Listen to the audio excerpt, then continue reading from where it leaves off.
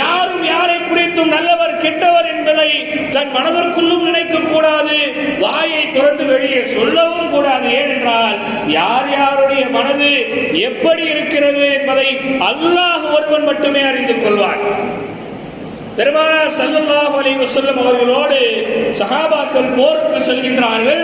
போர்க்களத்திலே ஒரு சஹாபி ஒரு எதிரியை ஆக்ரோஷமான முறையிலே தாக்குகிறார்கள். அந்த சஹாபியினுடைய தாக்கம் தாங்க முடியாமல் அந்த எதிரி விரண்டு ஓடுகிறார்.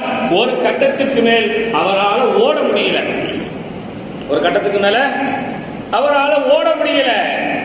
இறுதியாக அவர் கிட்ட வந்ததோட சொல்கின்றார், லா இலாஹ இல்லல்லாஹ் முஹம்மது ரசூலுல்லாஹ். இந்த சஹாபி சொன்னாங்க, ஏப்பா உயிருக்கு பயந்து லா இலாஹ இல்லல்லாஹ் சொல்றியா?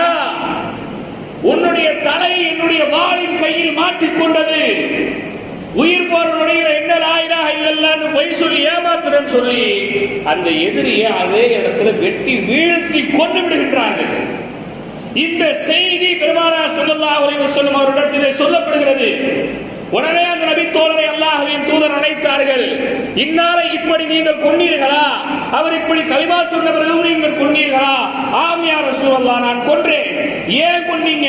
அந்த சஹாபி சொன்னாங்க, இல்ல அல்லாஹ்வின் தூதரே, அவர் பொய் சொல்கின்றார், அவர் உண்மையிலே இஸ்லாத்தை ஏற்றுக்கொள்ளல, பயத்துல அவர் லா இலாஹ இல்லல்லாஹ்னு சொல்லிட்டாரு.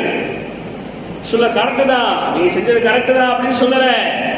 அல்லாஹ்வின் தூதர் கேட்டார்கள், அஷக்கத்த கல்வி, அவருடைய இதயத்தை நீ பிளந்து பாத்தியா? உண்மையில தான் சொல்றாரு, பொய்யில தான் சொல்றாரு, பயத்துல தான் சொல்றாருங்கிறத அவருடைய உள்ளத்தை நீங்க என்ன பிளந்தா பாத்தீங்க? உள்ளத்துல இருக்கிறத அல்லாஹ் அறிந்தவன். அவர் வாய்வழியா கைமா சொன்ன உடனே நீங்க விட்டிருக்க வேண்டாமா என்று போர்க்களத்திலே பங்கெடுத்து சஹாபி என்று கூட பாராமல் பெருமானார் ஸல்லல்லாஹு அலைஹி வஸல்லம் அவர்கள் கண்டித்தார்கள். ஆனா இன்னைக்கு நாம மனசுக்குள்ள யார் யாரை பத்தி என்னென்ன தவறிய எண்ணங்களோடு இன்னைக்கு வாழ்கின்றோம். ஒரு ஆள் குற்றம் செய்தவனா இருக்கிறான்னு வச்சுங்க, குற்றம் செஞ்சவன் ஒரு காலகட்டத்துக்கு மேல திருந்திட்டான்னு சொன்னா அவன் திருந்தி நல்வாழ்வு வாழக்கூடிய அந்த நாட்களை மட்டும்தான் நான் கணக்கில் எடுத்துக் கொள்ள வேண்டும். அவன் திருந்தி நல்லதை செஞ்சுக்கிட்டு இருக்கும் போது இவன் என்ன நல்லதை செய்யறது, இவன் யாருன்னு எனக்கு தெரியாத, இவன் 4 வருஷத்துக்கு முன்னாடி இவன் என்ன செஞ்சா தெரியுமா, எப்படி இருந்தா தெரியுமா, இப்ப ஏதோ தொலை போயிட்டாரா, ஜமாத்துக்கு போயிட்டாரா, தாடி வச்சுட்டாரா, திடீர்னு வந்துகிட்டு அப்படி போறாரு இப்படி, அதெல்லாம் பேசக்கூடாது. அதை பேசுறத மார்க்கம் வன்மையாக கண்டிக்கிறது. ஒருவரை தீய எண்ணத்தோடு கருதுபவன், நீங்க நினைக்கிறீங்க கெட்ட எண்ணத்துல மனசுல நினைக்கிறது யாருக்கு புரிய போது?